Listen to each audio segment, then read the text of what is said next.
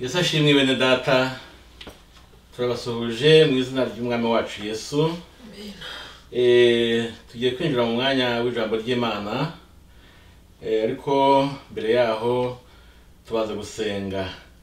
Ariko mbanje kubifuriza imigisha iva ku Mana bene data, aho muri hose turabakunda kandi tubifurije ibyiza byose biva ku Mana. Reka nsabe umukozi w'Imana asenge tubone gutangira. Kadusenge. Mwami Mana yacu, uyu ni umwanya mwiza udushyikijemo, umwanya wo kuvuga ku ijambo ryawe. Mana, uyu ni umwanya dukunda, uyu ni umwanya ukomeye. Ijambo ryawe turaryemera, ijambo ryawe turaryubaha, ijambo ryawe rirakomeye, ijambo ryawe n'ibyo kurya by'ubugingo.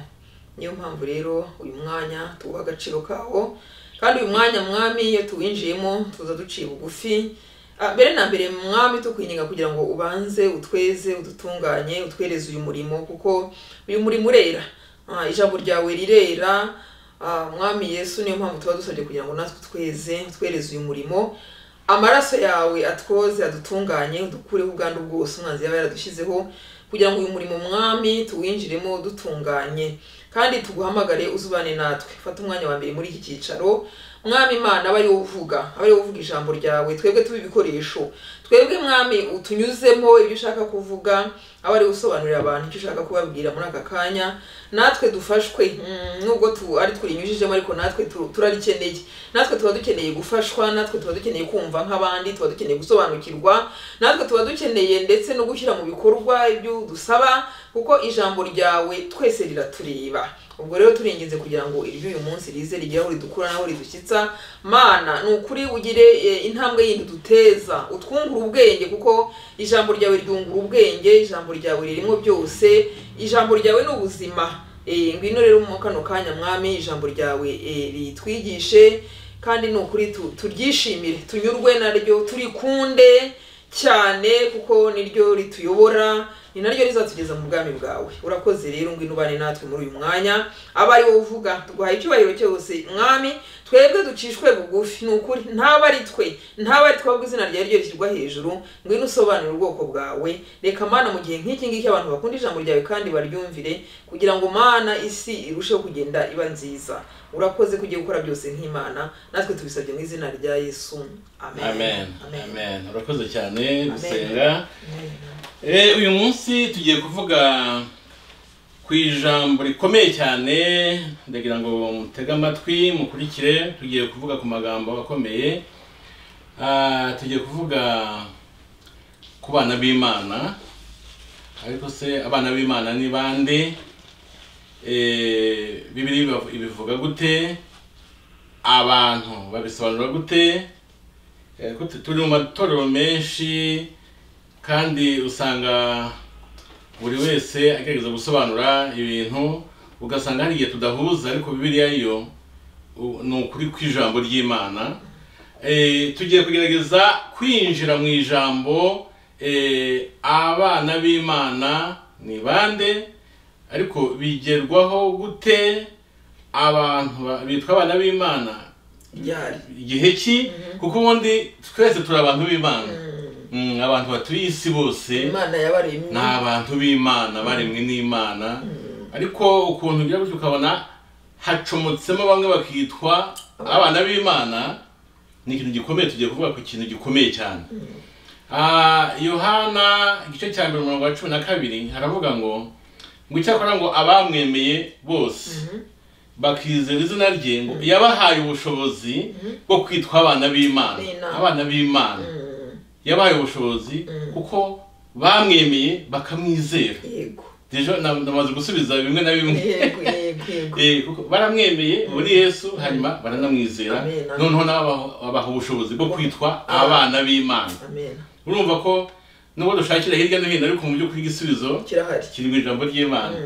Ariko ndagira ngo usome aho twateguye n'ubundi gusoma, kugira ngo twumve abo bana b'Imana uko bimeze none uko bizagenda. Yohana wa mbere igice cya 3 umurongo wa 2. Reka tuhasome mu izina rya Yesu. Bakundwa, ubu turi abana b'Imana, ariko uko tuzamera ntikurerekanwa. Icyakora icyo tuzi ni uko Yesu niyerekanwa tuzasa nawe, kuko tuzamureba uko ari. Amena. Imana bw'imigisha usabye neza cyane. Amena. Ngo bakundwa turi abana b'Imana bose. Ngo ariko uko tuzasa ntikurerekanwa. Ngo ariko Yesu niyerekanwa tuzasa nawe. Nuvuga ko uyu munsi ntabwo dusa nka Yesu nk'uko bizaba bimeze icyo gihe. Ni ukuvuga ngo bishatse kuvuga ngo uyu munsi abana b'Imana n'abantu b'Imana nk'uko mwabivuze ubareba bagenda mu nzira barasa. Turacyaza. Ariko icyo gihe bizasobanuka. Amena. Hari igihe bizasobanuka. Amena. Hari igihe abantu b'Imana n'abana b'Imana bizasobanuka. Amena. Hari igihe bizasobanuka. Tugiye kureba ko ibyo bintu ni ibintu bikomeye. Iri jambo tugiye kuvugaho ntabwo ari ijambo rizana impaka, ntabwo ari ijambo ryo kurwanya abandi uko bemera ibintu, ariko tugiye kugerageza kureba uburyo twafasha ababishaka kumva icyo ijambo ry'Imana rivuga kuri ibi bintu. Umutwe w'iri jambo ry'uyu munsi natekereje ko nawita ngo abakristo ntibavuga rumwe ku ijambo agakiza. Kuko kugira ngo abantu babe abana b'Imana nuko baba bakijijwe, baba bakiriye agakiza. Agakiza rero gasobanurwa mu buryo butandukanye, ntabwo tuzi impamvu bimeze gutyo, ariko usanga bamwe bisobanura mu buryo budahuje n'ubw'abandi, cyangwa bamwe ntibemere ko abandi bakijijwe. Nibyo ngiye kuvuga. Hari icyiciro gishingiye kivuga cyane kwihana, ndetse bakavuga ko umuntu yihana rimwe rukumbi, ko uyu muntu yihanye ubwo mbese ku nshuro ya mbere ubwo wakihana, ndacyavuga kwihana gusa, ko uwo muntu mbese ubwo aba yakijijwe, kwihana gusa, urumva? Hanyuma akumva yuko ndetse hari n'abatongera kwihana, bamwe na bamwe hari abantu bigishwa ko iyo umuntu yihanye mbese bakavuga ko akijijwe ubwo ko yaguye mu cyaha ubundi no kwirirwa yihana atari ngombwa rwose. Hari abantu babyumva gutyo. Hari abandi bantu bamwe bavuga bati tuzakizwa tumaramaze dukiranuke, dukore iyo bwabaga, tugerageze tumaramaze dukiranuke, hanyuma tuzajya mu ijuru. Kuko gukiranuka no kumaramaza no kumeneka mbese mu gakiza, mbese bakumva ko bazakora iyo bwabaga bakakiranuka, bakamaramaza, bakameneka mu gakiza, hanyuma bakazajya mu ijuru. Abo nabo barahari. Hari ikindi cyiciro none kishingiye ku mirimo myiza.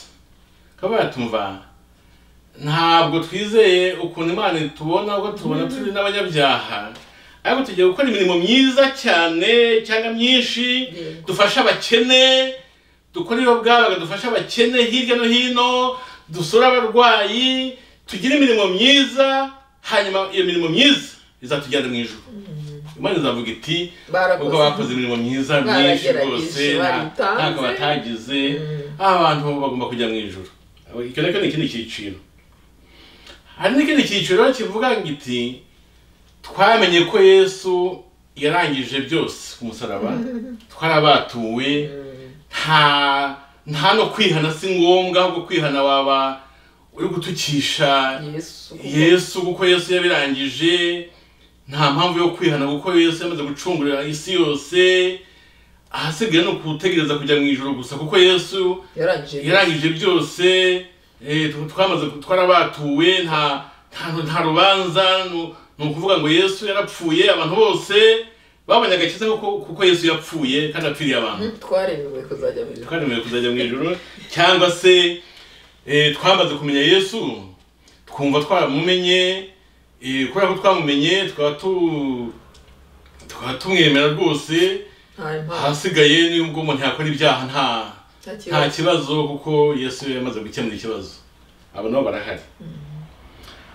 Hashobora kuba hari abandi bantu bafite ibindi bizera bitandukanye n'ibi ngibi, ariko ibi byose tugiye kureba, tugiye kwinjira mu kibazo, turebe iki kibazo ko kimeze.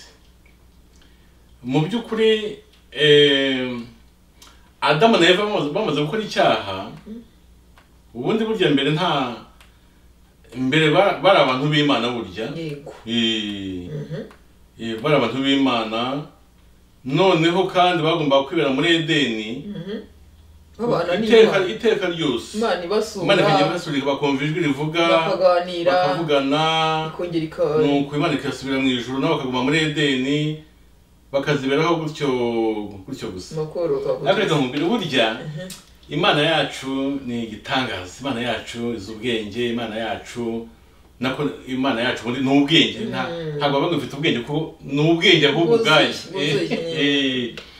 Mu by'ukuri Adamu na Eva badakora icyaha bari kuzaba muri Edeni forever. Igihe cyo bari kuzaba ku isi iteka ryose. Abantu bari kuzaba ku isi bakanayuzura noneho hakaba ijuru n'abari mu ijuru babiri iyo ngiyo, hakaba n'abantu bari mu isi batakoze icyaha bazahaba iteka ryose. Ariko Satani ajya akora operation akibira ko hari ikintu agezeho, ariko ahubwo akaba atsinzwe. Yego. Mu by'ukuri Adamu na Eva bamaze gukora icyaha, byabaye ngombwa ko Yesu afata umwanzuro wo kuza gucungura abantu kugira ngo noneho be kwitwa n'abantu b'Imana gusa, ahubwo babe abana b'Imana. Abamwemera bose babe abana b'Imana, aho kuzaba ku isi iteka ryose, ahubwo bazabe mu ijuru iteka ryose. Cyose ikintu cyiza. Yego. Nuvuga ngo ikintu kibi Satani yakoze, Imana yakibyaje icyiza. Nibyo. Aho kugira ngo ntibazabe mu isi iteka ryose, ahubwo abemera Yesu Kristo nk'umwami n'umukiza bazaba mu ijuru iteka ryose. Urumva ko Satani aratsindwa buri gihe. Ntiyumva ariko aratsindwa. Ntiyumva. Ntabwo yumva ariko agenda atsindwa. Yego. Bibiliya rero ivuga iki ku gakiza? Yohana 3:16 ni umurongo tuzi mu mutwe. Uravuga ngo kuko Imana yakunze abari mu isi cyane, byatumye itanga umwana wayo w'ikinege kugira ngo umwizera wese atarimbuka, ahubwo ahabwe ubugingo buhoraho. Ahubwo ahabwe. Uruvuga ngo iyo wizeye umwami Yesu utangira ubugingo buhoraho ako kanya ukimwizera. Ubwo nuvuga ngo kwizera umwami Yesu rero bihesha ubugingo buhoraho kandi bitangira ukimwizera nyine.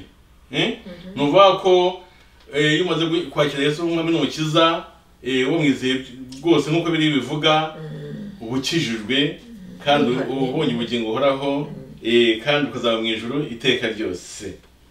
Urumva ko kwizera kujemo kugira ngo umwizera wese atagira gute atarimbuka. Nuvuga ngo utamwizera agira gute? Nuvuga ngo hari ikinyuranyo rero. Umwizera ntarimbuka. Ariko utamwizera ngo ndetse ngo baciriweho iteka. Abefeso na ibice 2:8 naho haravuga bijyanye no kwizera. Iri jambo kwizera ni ijambo rikomeye, ariko ngiye gusobanura kwizera mbese biva he, biterwa n'iki, ko mbese kukiba ngo umuntu yizera biba bitewe n'iki. Mu by'ukuri nk'uko twabivuze ubushize, hari icyaha cyakozwe. Icyo cyaha cyakozwe na Lusiferi kandi cyakorewe mu ijuru. Icyo cyaha cyakozwe cyatumye nyine Satani, Lusiferi ugacibwa mu ijuru, ahinduka Satani, n'abadayimoni be bamanutse baje ku isi. Urumva nibo batumye Satani ubwo yashukashutse nyine Eva agwa mu cyaha n'umugabo wakigwamo, noneho bityo babahindutse abanyabyaha. Ubwo tugiye kuvuga ku bintu bikomeye uyu munsi. Hariho Imana yera, Imana itabasha gukora icyaha, Imana itunganye rwose 100%, n'umuntu w'umunyabyaha. Kandi Imana ntishobora kubana n'umunyabyaha presence nubango kubaho kw'Imana ntabwo kwemera kw'icyaha kiyegera. Yego. Ni kwirema. N'umunyabyaha Imana ngo Imana ikunda abanyabyaha ariko ikanga icyaha. Ubwo nuvuga ngo byabaye ngombwa ko haboneka hashaka igisubizo, haba inama mu ijuru, twabivuzeho ubushize nabyo, kubera ko umuntu n'umunyabyaha yari akeneye gutabarwa, noneho mu ijuru bishakamwo uwamanuka ngo atabara abantu, kuko abantu bari bamaze gucibwaho iteka. Noneho ubwo twabivuze bushize, abamarayika twasanze ko nabo badakiranuka nk'uko Imana ibishaka. Muri Yobu 4:18 twabonye havuga ngo n'abagaragu bayo ntibiringira, kuko n'abamarayika bayo ibabonamwo amafuti. Abamarayika kandi tuzi ko ari imyuka, kandi Imana yashakaga ko hapfa umuntu. Imana yashaka ko hapfa umuntu agapfa mu mwanya w'abantu bose, ariko umuntu akaba atunganye nk'Imana. Uwo muntu akaba atunganye nk'uko Imana itunganye. Ubwo rero mu ijuru bishatsemwo umuntu basanga nta muntu uriyo. Noneho Imana ubwayo isanga muri yo ubwayo ariho hagomba kuboneka igisubizo. Ubwo yari imaze kureba ibizima isanga ntibishoboka, si abantu. Abakuru 24 isanga si abantu. Abamarayika bayo isanga si abantu. Noneho ubwayo isanga n'isigaye nayo so umuntu, nayo kandi si umuntu.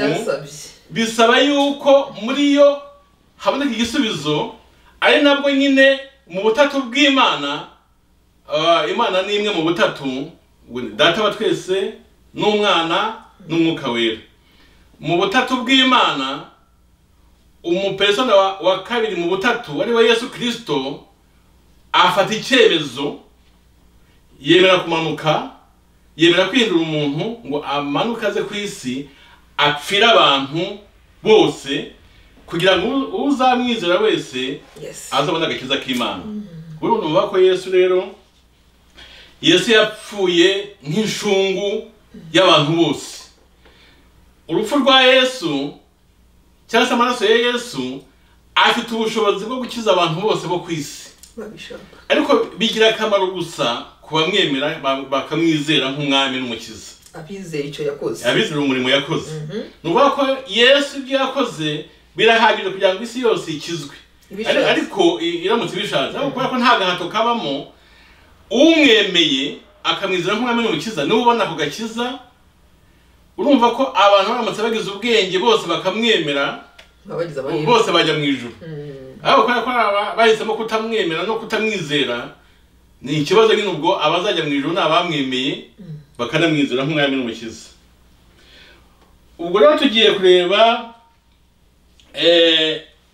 ukuntu byagenze kugira ngo umurimo Yesu akoze ku musaraba kugira ngo ugire akamaro, cyangwa se ufite akamaro kugira ngo abantu bagire akamaro. Nuko hagomba kubaho kwizera umwami Yesu, kwizera Yesu nk'umwami n'umukiza. Reka nsobanure kwizera ubwabyo. Kwizera hazamo kwihana kuzamo, kwihana ibyaha byawe kandi byose. Noneho hakazamo no kwemera umurimo wakorewe ku musaraba, kwemera umurimo Yesu yakoze wo gupfa agapfira abantu bose. Iyo wemeye ko umurimo wakozwe ari nawe wawukorewe, donc ukemera ko Yesu yapfuye kugira ngo agukize, ukabyemera gutyo, ni ukuvuga ngo iyo byombi bikoze ukabona ko Yesu ari umwami, ukamupfukamira ukabasaba imbabazi z'ibyaha byawe byose, hanyuma ukabona ko umurimo yakoze ari wowe yawukoreye, ukamwemera nk'umukiza wawe kuko aragukijije. Ubwo icyo gihe uba wizeye. Ni ukuvuga ngo kwizera burya harimo kwihana no kwemera umurimo wakozwe ku musaraba. Aya magambo ni amagambo akomeye cyane. Urumva ko bya byiciro twavuze hejuru byose, kwihana byonyine, kuko hari amadini amadini hafi yose niko ntekereza yigisha kwihana.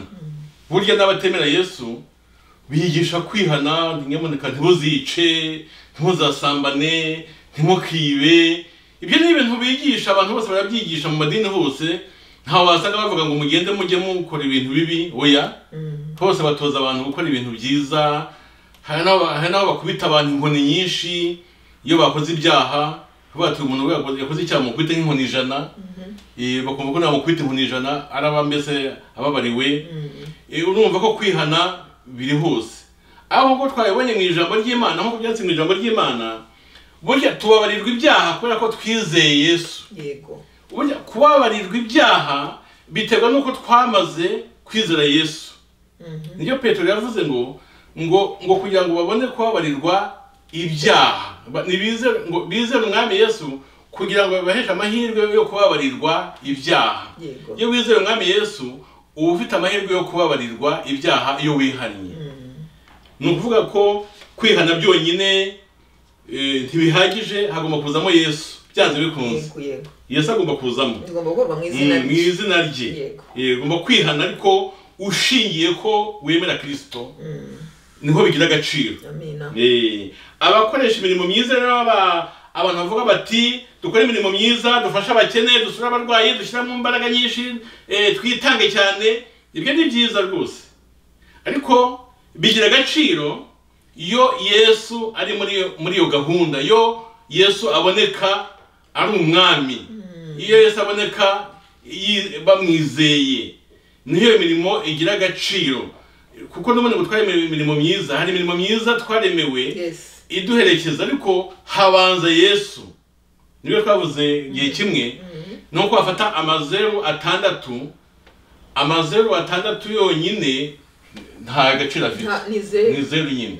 Ariko yo wanditse rimwe ribanziriza ayo mazeru biba miliyoni. Washyiraho amazeru yandi ahubwo bikaba na trillion. Ibintu byinshi. Yego. Irumva biba byinshi. Imirimo myiza igira agaciro yo Yesu ari we rufatiro. Yego. Ibyo uri gukora byose. Abandi bavuga ko babatuwe ko gukora ibyaha nta kibazo kikirimo, ko rwose umuntu yakora ibyaha kuko Yesu yarangije umurimo. Ntabwo ari byo. Niyo Paulo yavuze ati ese none dukora ibyaha kugira ngo umuntu busage. Ntabwo ari byo. Nubwo Yesu yaducunguye, nubwo twabatuwe ku rubanza rw'ibyaha, ariko ntabwo twemerewe gukora ibyaha, ahubwo tugomba kugendera mu buzima bwo gukiranuka. Umuntu yakosa akabagiza ibyago akihana, agasaba imbabazi, akihana muri iryo zina, akababarirwa. Ubwo ntabwo twabatuwe ngo tube mu byaha. Ibyaha ni ibyago umuntu abagize, ntabwo ari ibintu umuntu ukirirwa ubundi yagombye gushyira imbere ngo nkoze icyaha ngo nta kibazo, ngo habonetse inshungu. Kuko Yesu agomba kuba umwami wawe igihe cyose, ugomba kumubona, ugomba kumwubaha igihe cyose. Wakoze ukumva ko uhemukiye umwami, ukihana. Ubwo rero numva ko ibi bintu ni ibintu bikomeye abantu bakwiye kumenya. Twasomye amagambo muri Yohana 1:3 havuga ngo Yesu niyerekanwa tuzasa nawe. Ngiye gusobanura iri jambo. Mu by'ukuri iyo umuntu amaze kwizera umwami Yesu, iyo umwemeye ukamwizera nk'umwami n'umukiza, uhinduka umwana w'Imana. Nibyo twatangiye tuvuga, uhinduka umwana w'Imana, ukandikwa mu gitabo cy'ubugingo. Hari ibintu byinshi bikorwa muri Abakorinto ba mbere igice cya 1:30 haravuga ngo niwe duhindukira ubwenge buva ku Mana, no kwezwa, no gukiranuka, no gucungurwa. Ibyo byose biba yukimwemera, yukimwizera nk'umwami n'umukiza. Uhita uhabwa. Hari ibintu byinshi bikorwa, wowe icyo ukoze no kwizera, ariko Imana ikora byinshi ako kanya, mbese bikubereye byiza. Imana igukorera byinshi byiza icyo gihe. Ariko ni nk'umwana uvutse, uba umeze nk'uruhinja ruvutse mu gakiza, uba utangiye kubaho, uba utangiye ubuzima, niho uba ukibaho mu buryo bw'umwuka. uba wavuye mu rupfu ugeze mu bugingo, uba uvutse ukeneye kubaho no gukura mu by'umwuka. Yego. Ubwo rero hari ahantu twasomye ngo Yesu niyerekanwa tuzasa nawe, ni ibintu bisobanura ko hari process ibitangiye, hari gahunda ibitangiye. Donc umaze kwakira Yesu umwami n'umukiza, nuba ko ubayeho, uravutse, utangiye nyine ubuzima bw'umwuka. Ntabwo umuntu avuka uyu munsi ngo ahita aba umuntu w'imyaka 50 cyangwa 80. Byanze bikunze habaho gukura. Yego. Ariko Yesu, Imana ishimwe cyane, Imana iri kuvuga yuko ngo Yesu nahishurwa tuzaba dusa nawe. Ubwo rero tugiye kureba hano hari ijambo rikomeye nshaka kuvugaho, urebye naryo natekereje ko twaganiraho muri aka kanya, nuko hagati yo gukizwa no kuvuka bwa kabiri nyine ubwo maze kwakira Yesu umwami n'umukiza, hagati y'icyo gihe n'igihe impanda izavuga hari ibintu byinshi bikorwa, hari process, hari uva hamwe ujya ahandi, uva mu bwiza ujya mu bundi, ugenda ukura mu by'umwuka. Tugiye kureba uburyo umuntu akura mu by'umwuka. Gukizwa ni ibintu byiza, harimo inyungu nyinshi, ariko harimo n'amasomo, ni ishuri, ni ukwiga, ni urugendo.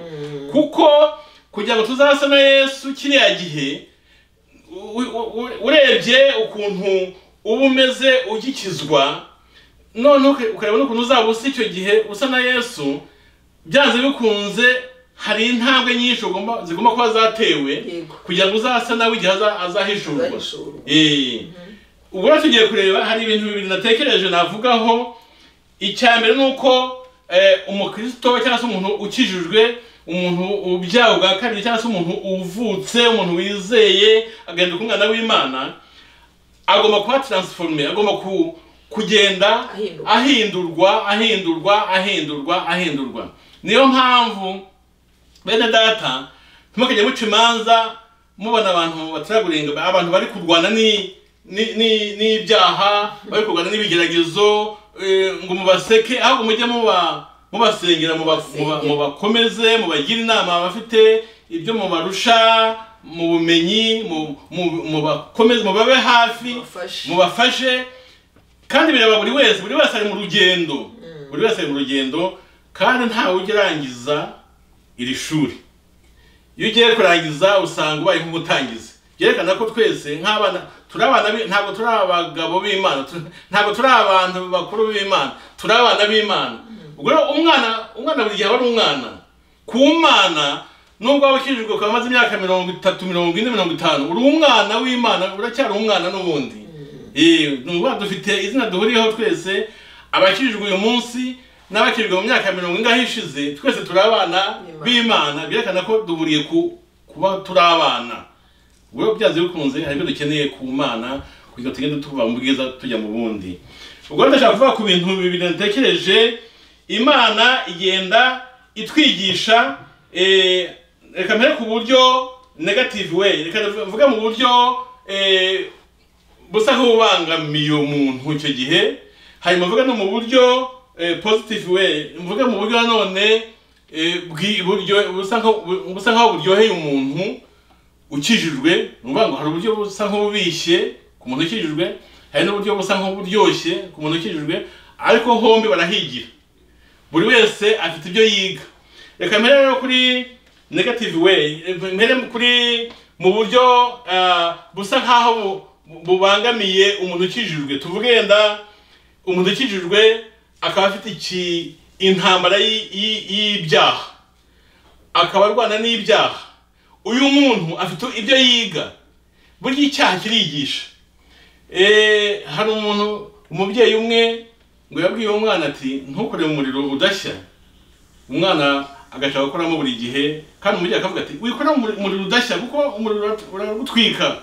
Umwana ati reka nkoremo papa, nkoremo umuriro nanjye ndebe uko bimeze.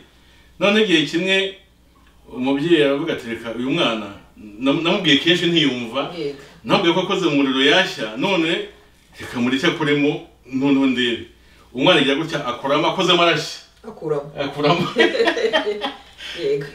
Umwana ntiyongeye gukoramo kuko yarahiye, yakoze mu muriro arashya, bituma atongera gukinisha umuriro.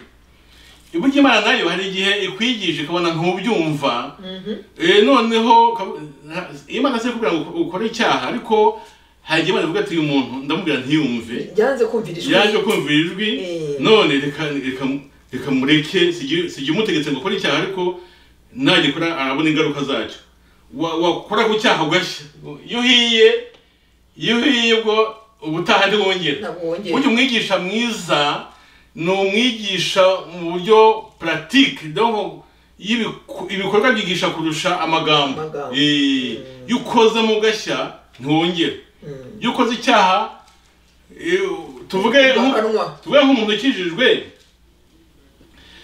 nk'umuntu ukijijwe ubundi yakoze icyaha Imana iranamukubita kuko ngo Imana ikubita ngo iminyafu abo yemera bose ko ari abana b'Imana.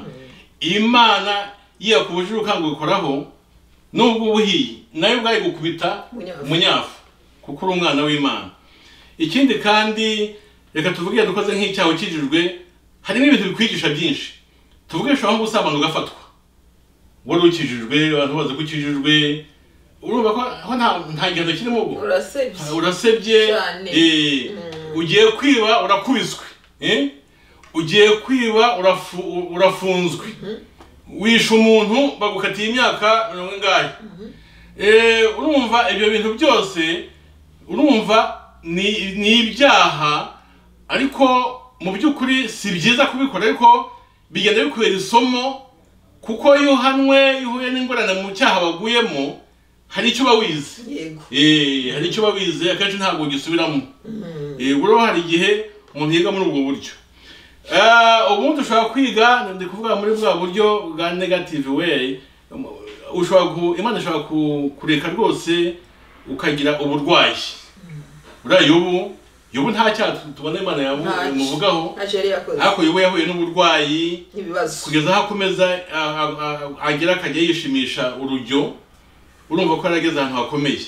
Hari abakristo bahora n'uburwayi rwose bakanasengerwa ariko ukabona birakomeje hagahora arwaye arwaragurika rwose urumva ntabwo ari ibintu byiza ariko Imana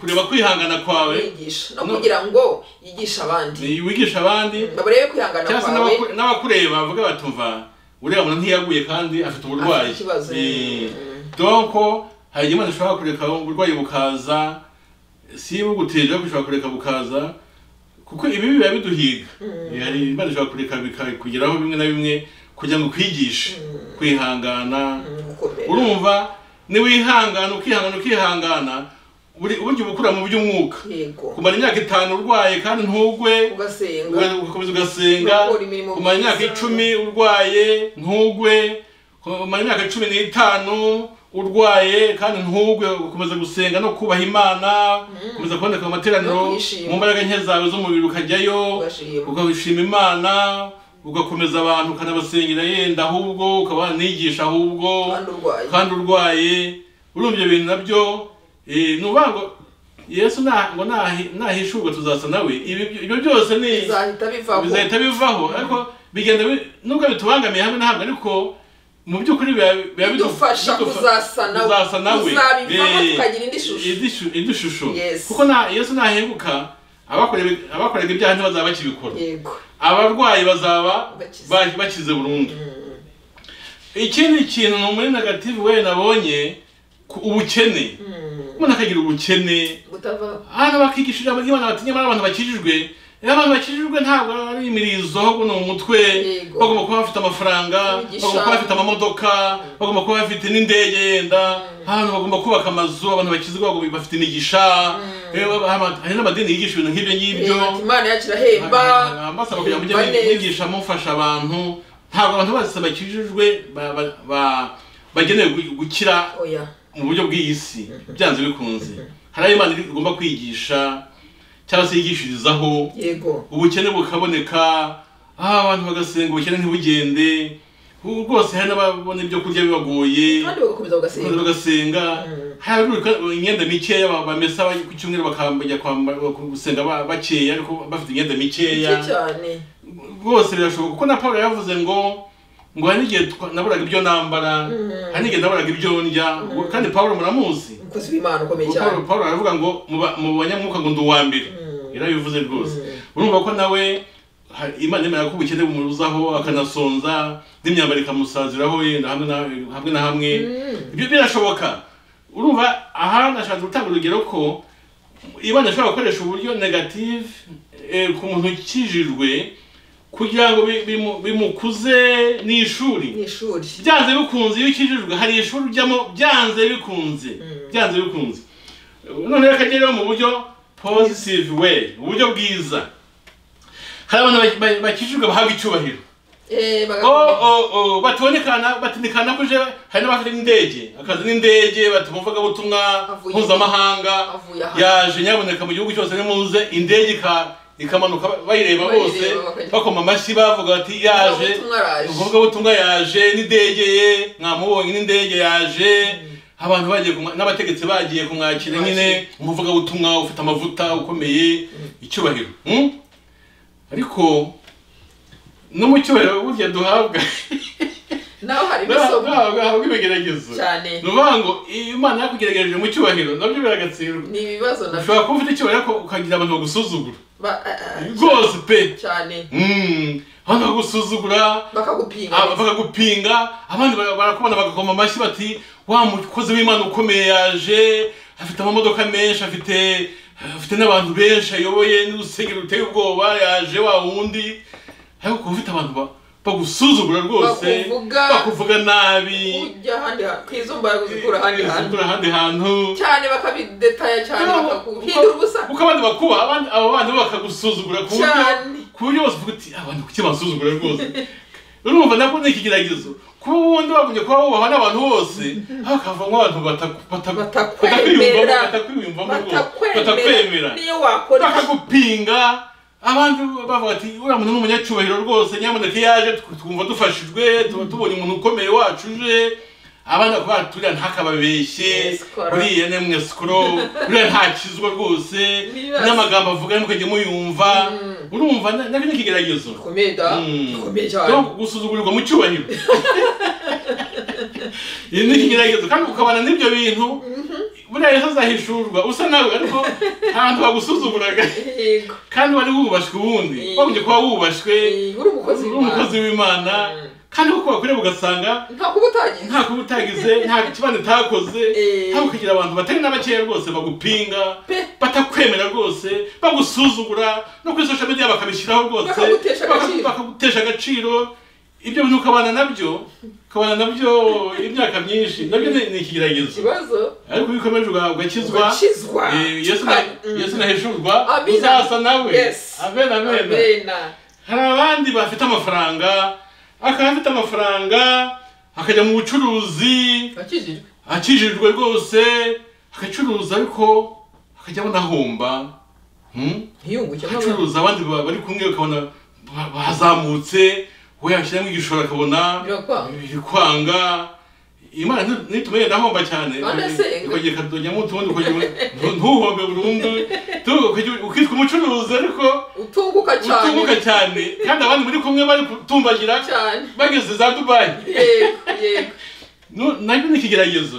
Uri umucuruzi ukijijwe ariko utazamuka vuba nk'abandi kandi nawe ushaka kumera nk'abandi kuko nawe ufite iyo mpano ariko mu bucuruzi bwawe hakajya hazamo utuntu nk'utubazo dutuma amezi utagira ibyishimo byinshi mu mafaranga yawe. Ufite amafaranga menshi ariko ibyishimo bijya kuzura ugasanga ariko hari ikibazo hari ikibuze.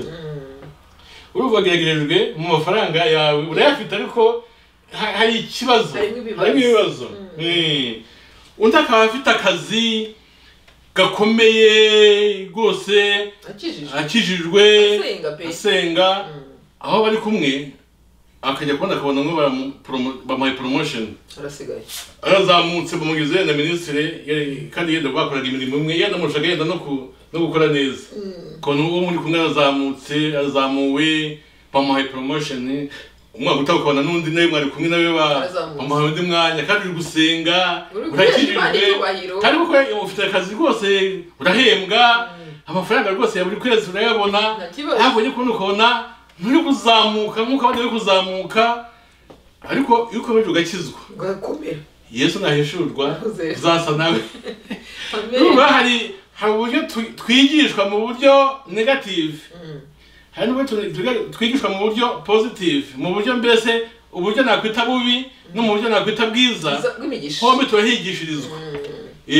Uburyo urebye wasanga ibyiciro byinshi biri aho hantu, ariko buri wese afite uko yiga. Kuko iyo uri umukristo nyawe byanze bikunze uri ku rugamba. Ni ukuvuga ngo hari ibintu uri kurwana nabyo, waba mu bibazo waba ariko babivugaga, waba no mu migisha, aho hose ni urugamba. Nta mukristo udamarara, nta mukristo wagezeyo. Ni urugamba kugeza Yesu nahishurwa tugasa nawe.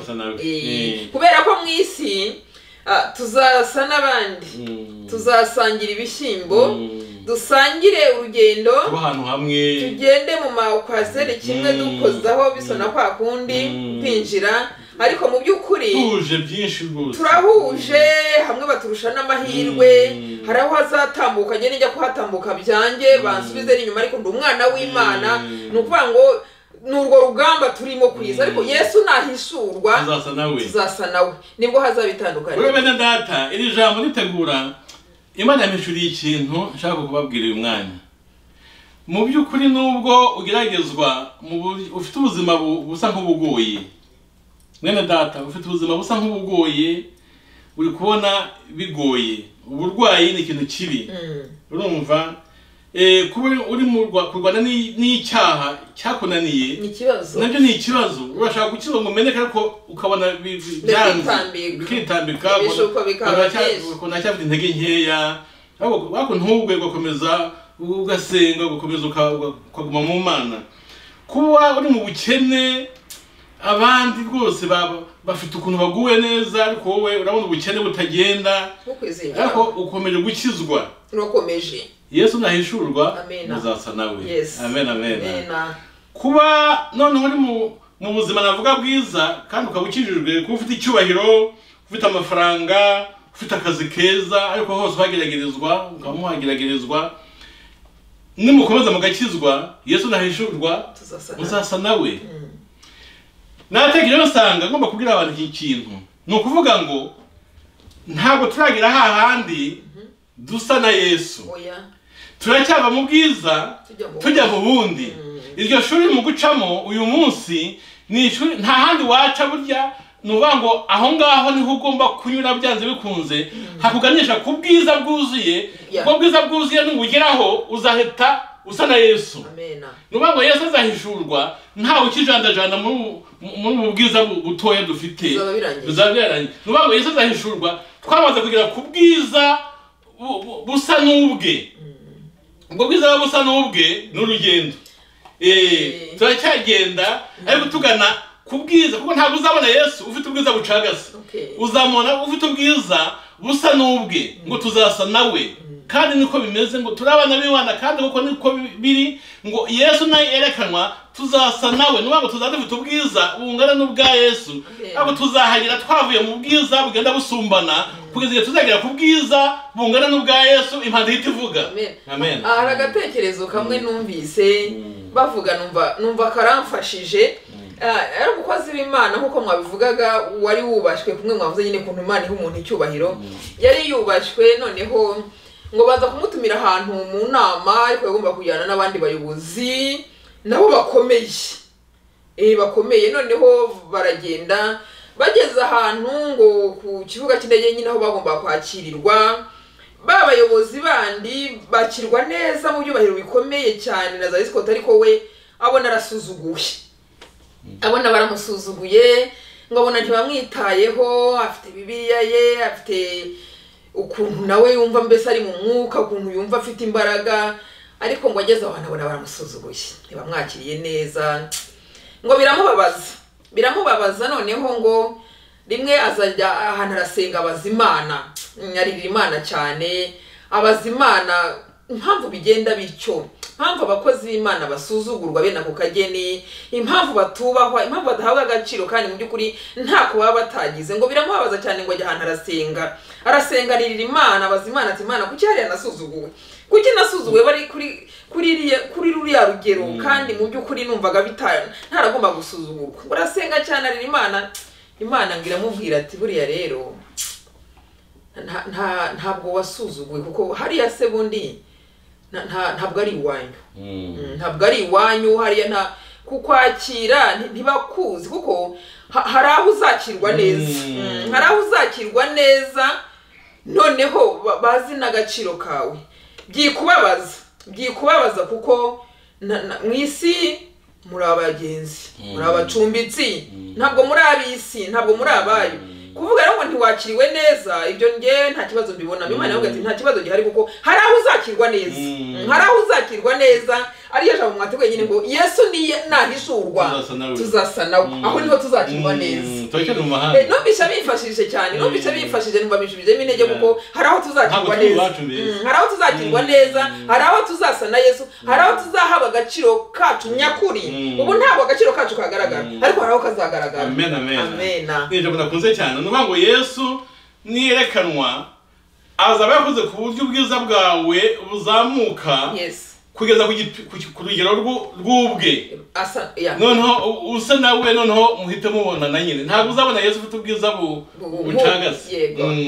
Nuba tuzagenda dukura mu bwiza, tuba mu bwiza tujya mu bundi. Buriya kwa kundi ugeragezwa, kwa kundi uca mu bintu bikugoye, kwa kundi wumva hari intambara zikomeye uri kurwana, ukihangana ugakomeza ugakizwa. Uri kugenda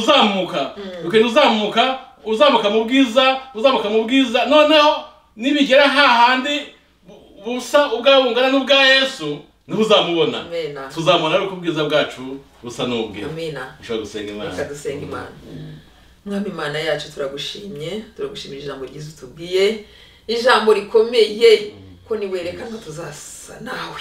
Ni ibintu byiza, ni ibintu tugomba kwishimira. Abakwemeye, abemeye umusaraba, abemera igikorwa wakoze ku musaraba, abemera amaraso wamenye ko ari wowe wayameneye, abemeye kwihana bakakwakira nk'umwami w'ubukiza ubugingo bwabo. Mwami turahishiwe uko niwerekanwa tuzasa nawe.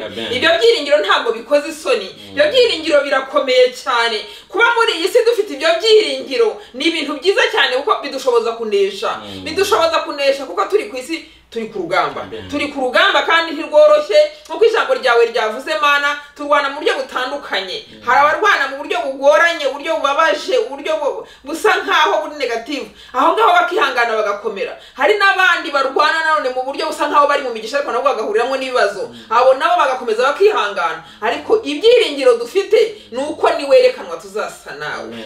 Urakoze kutubwirira ijambo Mana kuko riradukomeza, rikaduha guhangana n'ibibazo, rikaduha gushikama, rikaduha kurwana intambara nziza yo kwizera, rikaduha kwihanganira ibitugerageza kuko hahirwa uwihanganira ibimugerageza kuko namara kwemerwa uwo nguwo azambikwa ikamba ry'ubugingo. Ndinginze mu gihe nk'iki nguha abakwemeye kwihangana no kurwana intambara nziza kugira ngo kuri urya munsi uzahishurwa bose bazase nawe. Urakoze Mwami wacu, urakoze kubw'ijambo ryiza utubwiye. Ni ukuri turaryakiriye kandi turyakiranye umutima ukunze, riratunesheje cyane Mana. Utwambika imbaraga zo kurwana urugamba rwiza, utwambika imbaraga zo kunesha cyane, kunesha icyaha, kunesha ibibi, kunesha Mwami kugira ngo tuzase nawe. Urakoze rero, komeze kutwiyereka, komeze kuturinda, komeze kudufasha Mana. Ijambo ryawe rikomeze kugwira muri twe, ijambo ryawe rigwire muri twe Mwami kuko niriba muri twe rigwiriye, iryo niryo ridushoboza kurwana intambara nziza, iryo niryo rituyobora, iryo niryo kurya by'ubugingo, nirwo rwego twuririraho ruzatugeza mu bwami bwawe. Urakoze rero Mwami, bakoze ukomeze kubongeramo imbaraga, bahe kwihangana, bahe kurwana intambara nziza kugeza kuri wa munsi wawe Mwami, wa munsi uzigaragaza. Urakoze rero, ngaho komeza kubana natwe muri byose tubisabye mu izina rya Yesu. Amen. Amen. Amen. Amen. Amen. Amen. Amen.